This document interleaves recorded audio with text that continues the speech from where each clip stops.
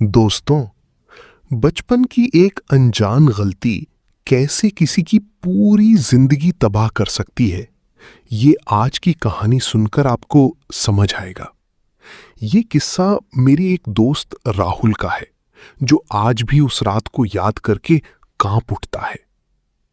बात तब की है जब राहुल लगभग 10 साल का था।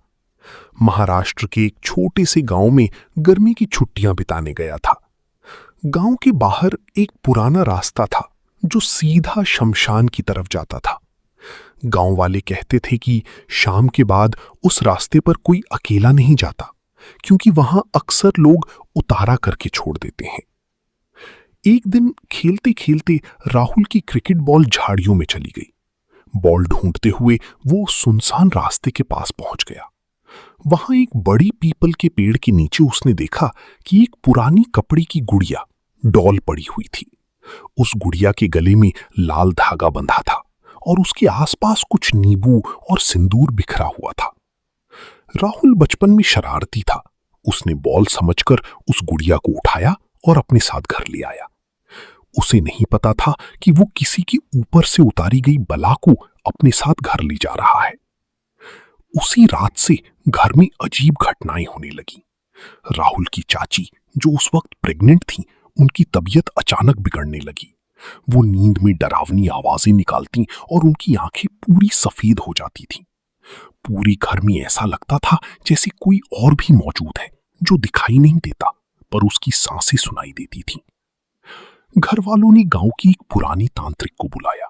तांत्रिक ने देखते ही कहा, इस घर में किसी ने शमशान की चीज को जगह दी है। राहुल डर गया और उसने वो गुड़िया तांत्रिक को दिखाई। तांत्रिक के चेहरे पर पसीना आ गया। उसने बताया कि ये कोई साधारण गुड़िया नहीं, बल्कि एक प्रेत शक्ति को कैद करके वहां छोड़ा गया था और राहुल ने उसे छूकर उस शक्ति को आजाद कर दिया है। तांत्रिक ने बताया कि अब ये शक्ति घर के किसी सदस्य की बलि मांग रही है। चाची की हालत बदतर होती जा रही थी। तांत्रिक ने एक खौफनाक विधि शुरू की।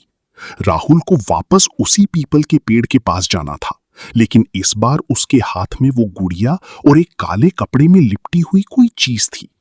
तांत्रिक ने सख्त हिदायत दी थी, पीछे मुड़कर मत देखना, चाहे कोई भी तुम्हें पुकारे। राहुल जब वहां गया, उसे अपने पीछे अपनी मां की रोने की आवाज सुनाई दी, कभी चाची की चीखने की, पर वो नहीं रुका। उसने वो गुड़िया वहां रखी और भागते हुए वापस आया। अगले दिन चाची ठीक तो हो गई, लेकिन उनका होने वाला बच्चा हमेशा के लिए खो गया।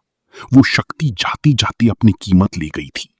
आज भी राहुल जब किसी सुनसान रास्ते पर कोई नींबू या गुड़िया देखता है तो उसके पैर ठिठक जाते हैं।